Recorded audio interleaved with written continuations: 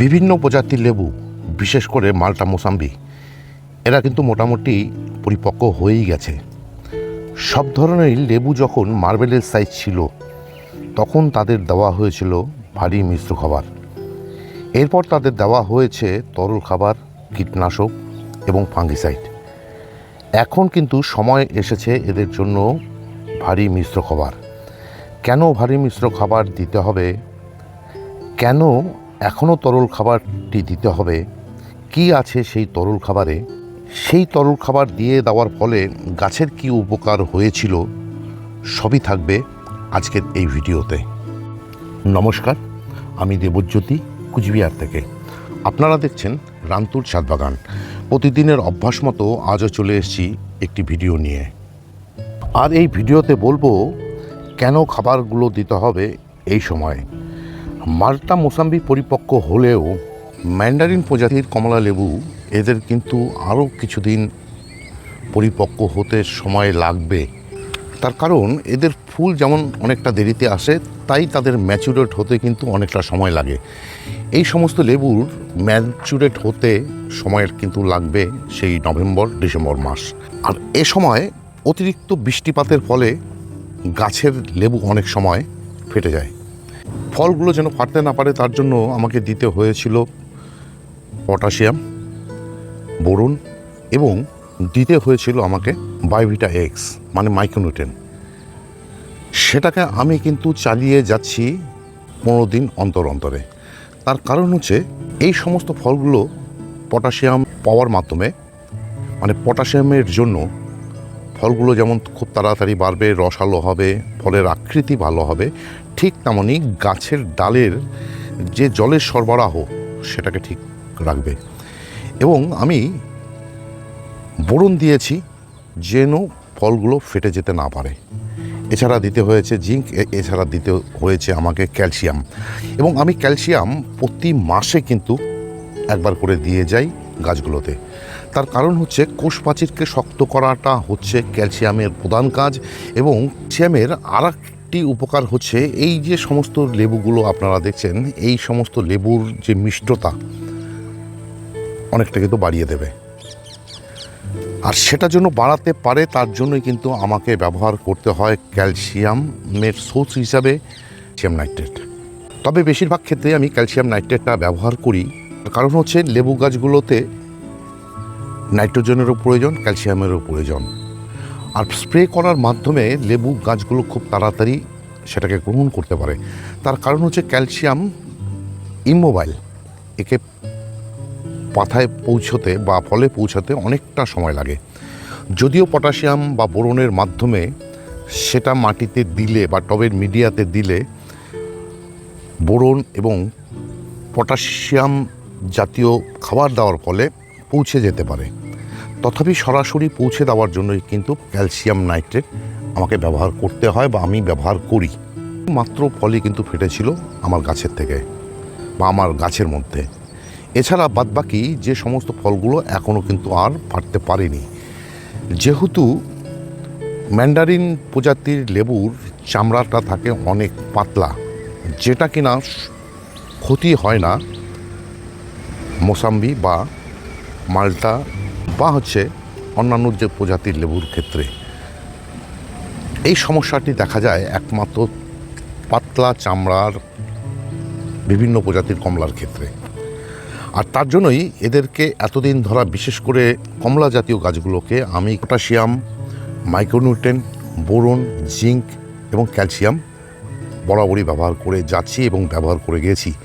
Mix খাবার আমি দিয়েছিলাম আজ থেকে 7-8 দিন আগে, কারণ সে সময় আমাদের এখানকার ওয়েদার একটু ভালো ছিল বলতে বৃষ্টিটা কম ছিল। সেই সুযোগটাকে কাজে লাগিয়ে আমি কিন্তু আমার সমস্ত ধরনের লেবু গাছ সহ অন্যান্য যে সমস্ত ফলের গাছ রয়েছে, একমাত্র আম গাছকে বাদ দিয়ে সমস্ত গাছে কিন্তু আমি মিশ্র খাবার মানে জৈব মিশ্র খাবারটি ব্যবহার করেছি। এ সময়ে যে সমস্ত বন্ধুরা এখনও পর্যন্ত জৈব মিশ্র খাবারটি ব্যবহার করেননি, আপনাদের কিন্তু সময় চলে এসছে, আসতে শুরু করেছে এই মিশ্র খাবার ব্যবহার করার জন্য। তার কারণ হচ্ছে এই সমস্ত লেবুদের দরকার, বিশেষ করে কমলা জাতীয় লেবুদের দরকার এখন প্রচুর পুষ্টি। আর এই পুষ্টিমূল্য পাওয়া যায় জৈব মিশ্র খাবারে বিভিন্ন রকমের, মানে ম্যাক্রো থেকে শুরু করে মাইক্রো যত রকমের পুষ্টিমূল্য টোটালটাই কিন্তু পাওয়া যায় মিশ্র খাবারে। সেই সঙ্গে এই যে মাল্টা মোসাম্বি বা পাতিলেবু, এদেরও কিন্তু একদম শেষ পর্যায়ে এরা চলে এসছে, এদেরকেও দিয়ে দিতে হয় সেই খাবারটি। আমি গাছের মধ্যে যে ভারী মিশ্র খাবার দিয়েছিলাম, সেই ভারী মিশ্র খাবারের ফলেই কিন্তু দেখুন গাছগুলোতে নতুন ডাল আসতে শুরু করেছে এবং নতুন ডালের সঙ্গে নতুন কচি পাতা। এই সমস্ত নতুন কচি পাতাকে সুরক্ষা দেওয়াটাই হচ্ছে এখন বড় চ্যালেঞ্জ। তা না হলে এই নতুন পাতার মধ্যে বিভিন্ন রকমের পোকা, বিশেষ করে লিপ মাইনার, এরা কিন্তু আক্রমণ করবে এবং পাতার মধ্যে ম্যাপ কেটে চলে যাবে। আর এতেই হতে পারে বিভিন্ন রকমের সমস্যা, যেহেতু সামনের সিজনে এই সমস্ত নতুন ডালের থেকেই ফুল আসবে এবং তাতে ফল ফুটবে। এছাড়া এ সময় লেবু গাছগুলোতে একটি জিনিস লক্ষ্য করা যায়, সেটা হচ্ছে মাঝে মাঝে কিছু ডাল কিন্তু ঠিক এভাবে শুকিয়ে আসতে শুরু করে। তখন কি করতে হবে, এই সমস্ত ডালকে কেটে ফেলে দিতে হবে একদম এইভাবে। তা না হলে এই শুকিয়ে যাওয়া ডাল, এটা কিন্তু অনেকটা ডাইব্যাগের সমপর্যায়। এই সমস্ত ডাল থেকে কিন্তু সমস্ত গাছের মধ্যে ডাইব্যাগ লাগতে শুরু করবে। ডাল কেটে দেওয়ার পাশাপাশি এখানে লাগিয়ে দিতে হবে ফাঙ্গিসাইড এবং টবের মাটিতে দিয়ে দিতে হবে কপার অক্সিক্লোরাইড যুক্ত ফাঙ্গিসাইড। তার সঙ্গে করতে হবে রুট ট্রিটমেন্ট। সেই রুট ট্রিটমেন্ট কি, 1 লিটার জলে 1 গ্রাম হিউমিক অ্যাসিড, 2 গ্রাম ব্লাইটক্স ফাঙ্গিসাইড এবং 2 গ্রাম কাটিং এড পাউডার, মানে রুট হরমোন পাউডার মিশিয়ে গাছের মাটিতে দিয়ে দিতে হবে। এছাড়া গাছগুলোতে স্প্রে করতে হবে অন্তত মাসে 2 বার করে ফাঙ্গিসাইড। সেটা অবশ্যই কপার অক্সিক্লোরাইড যুক্ত ফাঙ্গিসাইড এবং আরেকটি দিতে হবে যে কোনো ফাঙ্গিসাইড। তার মধ্যে অ্যামিস্টার টপ হলে সব থেকে ভালো হয়, না হলে আপনাদের কাছে যদি স্পিন থাকে স্পিন করতে পারেন, ম্যানসার থাকলে ম্যানসার করতে পারবেন। এছাড়া করতে পারবেন সাপ নামক ফাঙ্গিসাইডটি। এছাড়া দেখুন, অতিরিক্ত রোদের জন্য এই যে ফলের মধ্যে রং আসতে শুরু করেছে, এটা কিন্তু সেই রং নয়। তার কারণ এদের এখনও রং চলার মতো সময় হয়ে আসেনি। এর জন্য দিতে হবে ব্যাগ, মানে ফুড ব্যাগগুলো। তাহলেই এই যে অতিরিক্ত তাপের ফলে রং চলে আসা, এটা কিন্তু আসবে না। আর এই সময় যে সমস্ত লেবু গাছগুলো ছোট লেবু গাছ, গত বছরের আনা বা 6 মাস আগের আনা, বা যে সমস্ত লেবু গাছগুলোতে লেবু ধরে নেই, সেই সমস্ত গাছগুলোকে কিন্তু রিপোর্ট করে দেওয়ার উপযুক্ত সময় চলে এসছে এখন। বর্ষাকাল যেহেতু গাছের রিপোর্ট করার, মানে গাছের বৃদ্ধির মোক্ষম সময়, সুতরাং মাটি যদি আপনাদের প্রস্তুত থাকে তাহলে কিন্তু রিপোর্ট করে দিতে পারেন এই বর্ষার মধ্যে। না হলে ঠিক বর্ষা প্রায় শেষ মুহূর্তে চলে এসছে, এই সময় আপনারা মাটি তৈরি করে নিয়ে গাছগুলোকে রিপোর্ট করে দিন। আর এই সমস্ত পরিচর্যাগুলি করে যেতে হবে ঠিক এখনই, এবং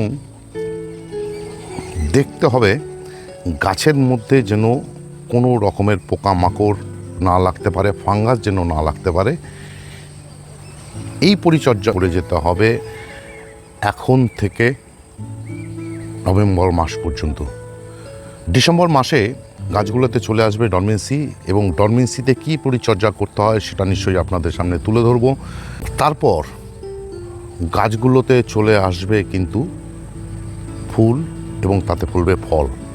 আর এটাই ছিল আজকের ভিডিও। এই সময় লেবু গাছগুলোতে কেন ভারী মিশ্র খাবার দিতে হয় এবং কেন দিতে হয় তার সঙ্গে মাইক্রোনিউট্রিয়েন্ট। আজকের এই ভিডিওটি যদি আপনাদের ভালো লেগে থাকে বা ইনফরমেটিভ বলে মনে হয়, তাহলে একটি লাইক দেবেন, কমেন্ট করবেন, এবং আমার চ্যানেলটি যদি সাবস্ক্রাইব করা না থাকে তাহলে চ্যানেলটি সাবস্ক্রাইব করে নেবেন। কেননা প্রতিদিন দুপুর 2টোয় আমার এই চ্যানেলে কোনো না কোনো ভিডিও চলেই আসে। সেই সমস্ত ভিডিও দেখতে হলে বা পেতে চাইলে আমার চ্যানেলটি সাবস্ক্রাইব করে নিতে হবে। ফিরে আসছে আগামীকাল নতুন কোনো ভিডিও নিয়ে। সবাইকে অশেষ অশেষ ধন্যবাদ এবং শুভেচ্ছা জানিয়ে আজকের এই ভিডিও শেষ করলাম। সবাই ভালো থাকবেন, সুস্থ থাকবেন, সবুজের সাথে থাকবেন। ধন্যবাদ।